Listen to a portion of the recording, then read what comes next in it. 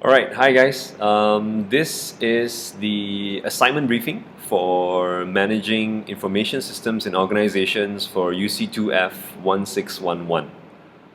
Alright, now the first slide that you will see mentions the learning outcomes. Now this will be really important because when you are running through considering what you have completed in your tasks within the assignment, it must somehow be reflected against all these different learning outcomes. So from number 1 that mentions identify some of the main areas where problems commonly arise in IT organizations is definitely one of the tasks that you will be exploring into. Of course, from that we will then move on to seeing which methods that can be applied to solving those problems that you have identified.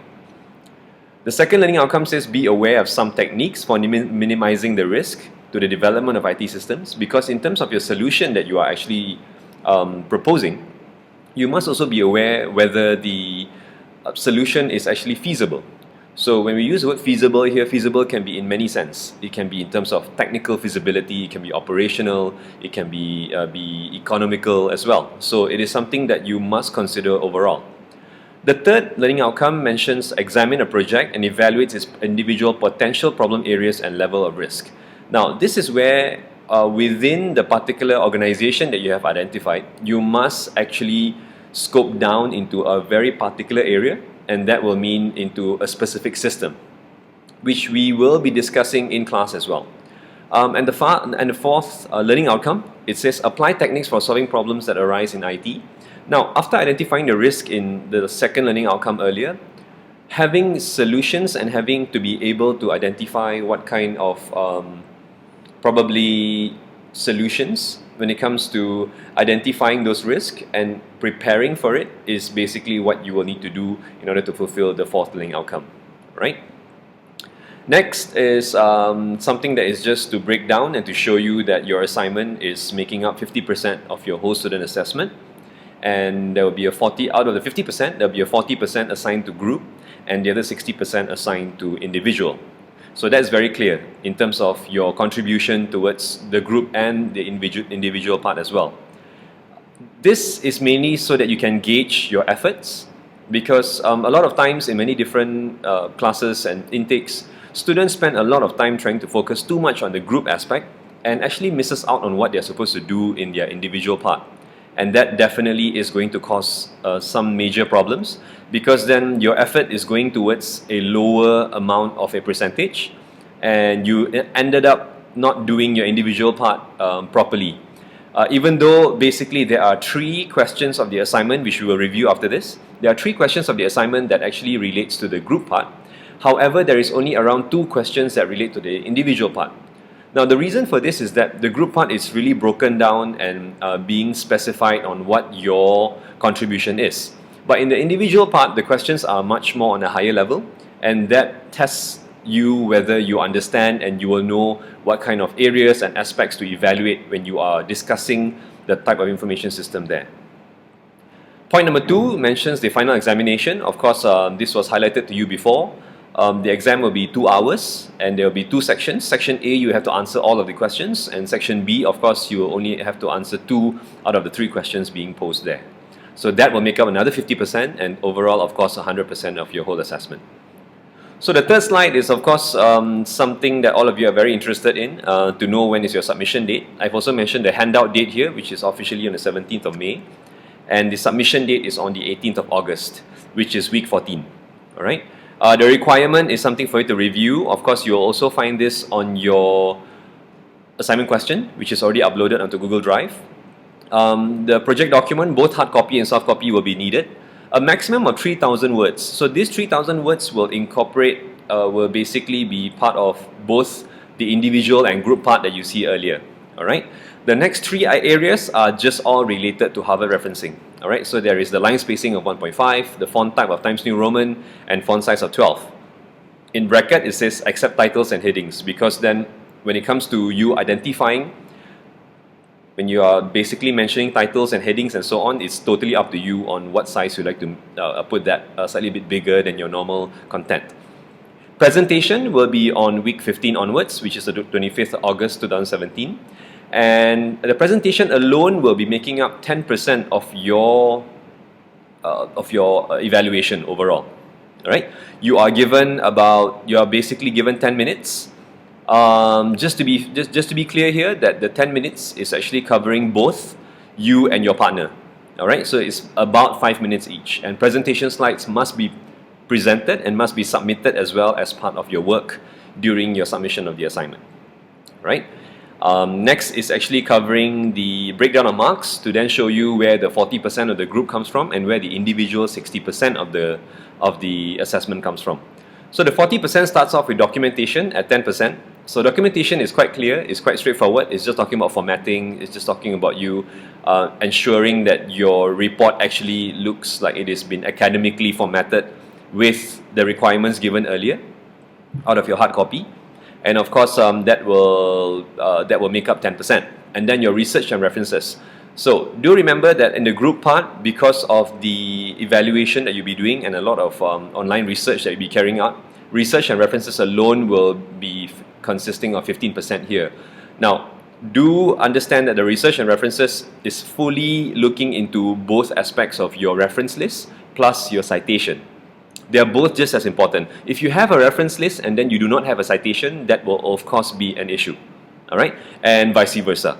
So you must make sure that they both correlate to each other, and when there is a reference, there must be a citation somewhere in the document as well. Because there's no point mentioning that you have a reference list, but I'm unable to then find it anywhere basically in your document to see where have you used that reference. All right. The third point is argument coherence, and that makes up 15%. Argument coherence is simple. Rather than just finding all those references and mentioning certain points that they have basically posed to you and given to you, you are supposed to then argue. And the argumentative area here can be in both positive or negative, meaning you can be supporting the idea or you can be going against the idea, which is something that it is totally up to you to then decide whether you are for or against what have you actually mentioned. All right. The most typical example I like to give is, for example, I will always ask the class, overall, how many of you here will agree with the statement that women love shopping? And every time I do that, every time I ask that question, there will be quite a number of hands which will go up, or some of them will agree and some will disagree. For those who will agree, I will then continue to ask each individual why do they agree with the statement. So many different answers will come up. Some of those who agree will then say that I have a girlfriend who likes to shop. Some will say that I have a mom who likes to shop, I have a sister who likes to shop, I have a friend who likes to shop, and so on and so forth. On the other hand, those who do not agree will also have their own points. Some of them are just girls who then say that I do not like shopping, so therefore I don't agree with the statement. And again, for those of them who do not put up their hands, they will then say that I have a sister, I have a friend, I have a mom that does not necessarily love shopping. Now, the interesting part is when you review all of their answers, none of the answers are wrong. All of the answers are actually correct because it's their own personal experience. I have an answer as well when that statement was given to me, and I say yes, I agree that women love shopping. And my support to it was not just to highlight that I have a sister or I have a mom that loves shopping. I mentioned that, for example, if you go to a shopping mall, when you look at the directory in the shopping mall, you will notice that more than 75% of the shops there are all relating towards women. And that alone shows that it is a very strong support towards the statement that women love shopping.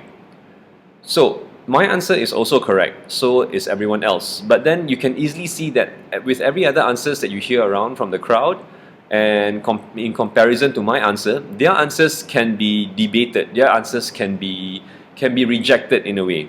Because if it's just based on your friend or your girlfriend or your mom or your sister, it is not as strong as a simple response that I gave in terms of mentioning that a shopping mall has a directory and most of the shops there are relating to women. Right? So it's more of the way that you're using your information and to make sure that you are trying to support a particular statement that you have then included into your report. So be clear about that, and that's what argument coherence is all about, and it makes up 15%. In your individual part, of course, your overall analysis comes into the picture. This is in terms of what kind of subtopics do you use, what kind of areas are you then evaluating on. And the second part, that is making up 25%. The second part is your another 25%, which is for original ideas and critical thinking. So critical thinking again relates to the argument coherence up there earlier that you see in the group part, which is you being able to support your answers and you being able to support whatever that you are then mentioning. All right. Presentation and questions, of course, will make up the 10%, which was highlighted one slide ago, and that will make up overall in terms of your 100% out of the assignment. All right. So this is your first task. Get a group member. Each group is only consisting of 2 members. I've already briefed you on this before, and you will be notifying me in our next tutorial on who your member is. Step 2, select a company. Now the company list is quite important in terms of what company you select and whether you are able to then get a representative from the company to then correspond with you in terms of information that you need from them. Alright, which is number 3. As you can see, if possible, speak to any representative of the company. Now when you are contacting a company, don't just go through a general info line and to say that I would like to speak to someone who can then answer me. Try looking for a corporate communications department, try looking for the human resource department, try looking for the education department, because those are the functional units of a company that are able to respond to you. When you go through their sales and marketing department alone, they are not able to just respond to you because their job scope is different. And that is why most of the time you will find out that they will just reject you instead, and you are again caught in a situation where you are not able to speak to them and no one is there to verify certain information that you would like to clarify. Alright? First and foremost is the group assignment question mainly, which is discuss the company's current market and IT position using appropriate academic models and of course certain frameworks to structure and illustrate your discussion. So this is part of your group assignment, and this is the first question out of your group assignment. So why did I highlight the term current market and also IT position? Current market refers to what are they currently doing now. What is their mission and vision now? What are they working on now? Alright, and then there's an IT position as well to see to what extent technology is currently to what extent IT is playing a very large role in the company. So the next slide breaks down those 2 points. Current market includes mission, vision, aims and objectives.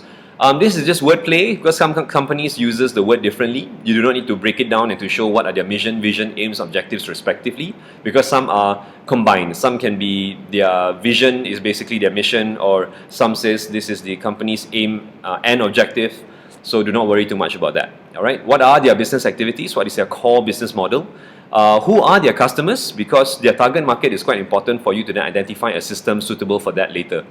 And you must conduct an analysis. The analysis is straightforward, which is a competitive model. As of now, I'm quite sure all of you are aware of the Porter's 5 forces. Otherwise, I will also briefly run through it in our next tutorial as well. And then you will then have to conduct a SWOT analysis and also a PESTEL analysis onto the current business.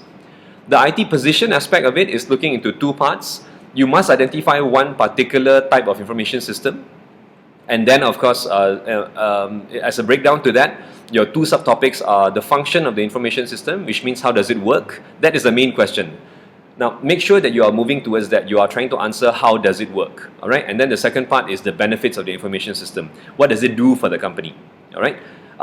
This is in general. Therefore, if you're answering on what the information system generally do, which basically is not necessarily connected to the company, do not worry too much about that. You will evaluate that later. But as of now, at least find out what's the function, how does the system work, and what are the benefits that is coming out. That is the advantages on what the system is actually providing to their users. All right. So that's all for now. That's pretty much what the assignment briefing is all about. So I've given you a specific task, which is the first part of getting a group member and selecting a company as well. And try reaching out to the companies to speak to any of their respective representative then. Alright, so that's your task for at about, I'll be giving you 1 week to do so. It's not finalized, so by next week when we meet again in the tutorial, after the next tutorial, then you will have to brief me in terms of, you have to update what has been going on, how I've been reaching out to them, what is plan B if they don't reply, and things like that. So you must have a plan B, meaning that you are not only reaching out to one company at one point of time. especially this is the beginning, you might want to reach out to more than one companies and to see which one responds to you. Of course, the best, most ideal situation is when you get a company that responds to you. All right. I would like to go straight to slide number 13, which specifically mentions you're not allowed to. There is a list of blacklisted companies because there are too many information. There are too many. Not information. Sorry. There are too many details online which will cause you to be involved with plagiarism and so on and so forth. And there's a lot of your seniors who have done all these companies before. So we are stopping you from doing any of these following companies. If it's any other companies in their same nature of business, that is fine. You are allowed to go ahead. But then there's a clause at the bottom that says, unless information of the representative of the company can be provided. If you have a contact of the company, then you are allowed to use any of the lists from that particular slide. All right. So we'll see you guys soon. Get those tasks done first, and once you come to class, we'll be sitting down discussing on what have you been doing, and you will be doing some of these tasks in class as well, especially for those of you who may not see this video. You will be lagging slightly behind, but I have other tasks for you to then do in class in relation to a first task of yours. All right.